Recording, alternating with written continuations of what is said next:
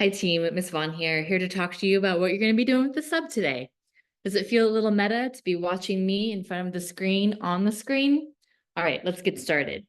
So today you're going to be reviewing guiding ideas for our first assessment, which is going to be on the lines of inquiry. I also want you to be thinking about how the roles of language, power, and resistance influence our lines of inquiry as well.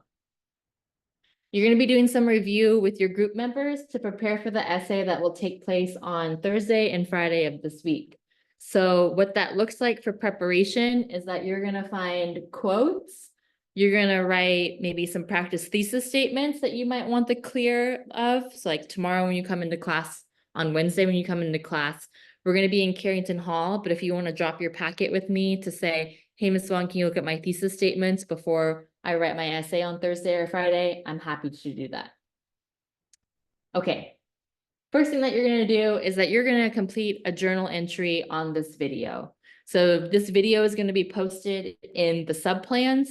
You're going to watch the video. So this is where Trevor Noah returns home to Soweto. He's going to visit with his grandmother. And there's two questions that I want you to consider. So one question is, what is made more clear about Trevor Noah's experience through the ability to see Soweto as he returns there, and then also to hear his grandmother speak?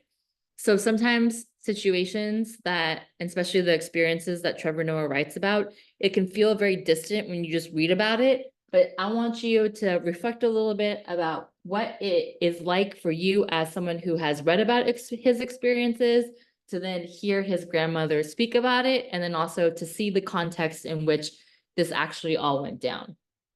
The second question that I want you to consider is, in what ways can you relate to his experience, or what seems unfamiliar to you? So this is to build on the whole idea of the course, which is intended for you to develop this international mindedness.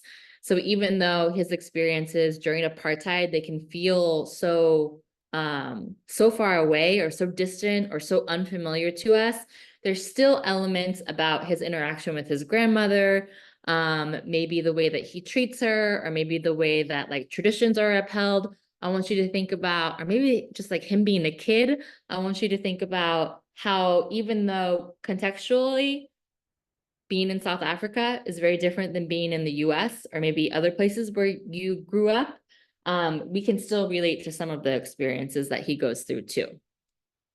Okay, so you're going to watch that. You're going to respond to those two questions in your journal.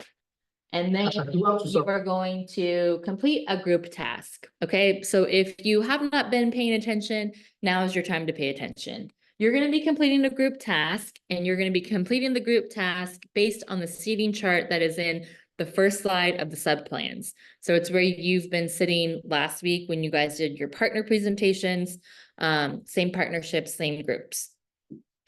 Okay. So what this looks like is that you and your group are going to focus on one chapter. Okay, there's 6 chapters in total within your summer reading packet. You chose 4 chapters to complete your notes on. You and your group are going to be given one of the 6 chapters that you're going to focus on. Okay, and then here is maybe the hardest part of the whole period. You as a class need to decide who is doing what chapter. Okay. So all the chapters have to be completed. Each group is going to do one chapter. So you guys need to decide who is going to do what. My suggestion to you is to grab a whiteboard marker and have someone write this on the board. Actually, I will name this right now. I would like Caesar to navigate this conversation. Caesar or Rudy, if you can come to the front, and if you can write this on the board for some accountability for who is doing what chapter. Okay, once that is decided, which group is doing which chapter, you're going to review the chapter with your group. So that might mean that you need to do a little bit of skimming again. You might have a conversation. If you're like, oh, I chose this for my chapter that I did my notes on, maybe you take some time to just review your notes together in your partnership or your group. So you're going to review your chapter with your group or your partnership, and then you're going to take some notes in the writing assignment packet that you were given last class. So some of you did not pick this up, so make sure that you get a copy of this from the sub. You have this written assignment here that has all the different lines of inquiry. You and your partner are going to jot down notes on this handout. So based on your reading and understanding of the chapter, you and your partner are going to decide on 2 different lines of inquiry that you feel like are most present in the chapter that you chose. So then you're going to find that line of inquiry in this packet, and then you're going to write down your ideas, interpretations, and connections. Okay, so that means that you and your partner need to have a good conversation about what these different lines of inquiry mean or look like within the chapter that you've read. Let me give you an example of that. In chapter 15, Go Hitler, there are some things that are often miscommunicated. So with the line of inquiry communication, you could talk about how the whole chapter is about a miscommunication that happens when Trevor and his friends go to visit a Jewish school. You can also talk about how things are communicated within a culture, and that oftentimes things that are taught, the way that someone is schooled or the way that someone learns something, that is a form of communication. So the people of South Africa, it was miscommunicated to them the history of the world, which allowed Trevor to then have this miscommunication when he goes to visit this school. So again, you're thinking about how your line of inquiry shows up specifically. So it's not you saying, oh, in this chapter, he shows culture. It needs to be something more specific. Like in this chapter, he focuses on the role that colorism plays in establishing the cultural norms for how people were treated in apartheid South Africa. So again, try to be as specific as possible. So you're going to jot down, brainstorm with your partner, your ideas or your interpretations or your connections for how this line of inquiry is showing up within your chapter. And then you're going to choose your evidence and you're going to talk about the relative features or the relevant features, excuse me, not relative.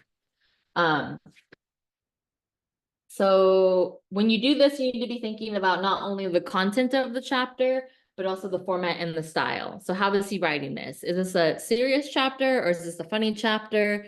Or does he do a little bit of both within the chapter? And then as you move into the evidence that you choose for the line of inquiry, that's when you're going to get into the more specific features that he uses. Like he could be using an anecdote, he could be making an allusion, he might be using certain types of words. He might be very serious. He might be reflective. That's where you need to go back and really closely read your evidence to be able to decide what that relevant feature and that evidence is. Okay, so after you have this very rich discussion with your partner or your group mate, you're going to complete some slides in the slideshow that has this information on it. So the slideshow is editable to you guys. You need to click into the assignment that says the group review work. You have your own slideshow for period 2, and you're going to, with your partner, again, no one is doing this individually, everyone is doing this with a partner. You're going to complete a summary, again, focusing on the content and the format and style in which he writes the story. Some follow-up questions. What is the story that Trevor Noah is telling? And then how does he tell the story? You're going to explain and analyze how the little preface before the chapter influences it, if you have one of those. So if you're doing chapter 2, for instance, Born a Crime, you have this preface before that explains the history of apartheid before you dive into Born a Crime. So you need to explain the connection between the preface and the chapter. And then the next one is going to be the more complicated one, where you're going to be putting it on the slide how the lines of inquiry show up within your chapter. So you're all adding slides into the slideshow that's posted on Canvas, because that slideshow is going to become the reference for you when you start jotting down your information that you need to include for your essay that you're going to be writing. So for Thursday, Friday, when you come into class, you're going to be given 4 of the 7 lines of inquiry. You're going to choose one of those 4 that you want to write your essay on. You need to use evidence from at least 2 chapters. So you should be looking through other people's slides to be brainstorming evidence that you're then going to use on your essay, because the only 2 things that you're allowed to have with you when you write your essay in class on Thursday and Friday is going to be these 2 things. So your reader, your summer reading reader, where you took all of your notes, and then whatever evidence that you've brainstormed by looking at other people's slides. So again, you have your you have your group work here. that you have been brainstorming with your partner, and then you're gonna go through and you're gonna look at other people's slides posted into the slideshow, and you're gonna jot down information that would be helpful for you for the essay that you're gonna be writing on Thursday, Friday. Okay, I think that that's it. I've talked a lot. If you have any questions, please email me. I'm gonna be sitting in the waiting room, waiting to be called for jury. So I'm gonna have some time to be able to respond to some emails. Everything's posted in Canvas. Be nice to each other, be nice to the sub, be nice to yourselves, take care of business, start the year off really strongly. You guys had a really good start on Friday, and so I want to see that momentum carried into today. All right. Have a good Tuesday, scholars. Bye-bye.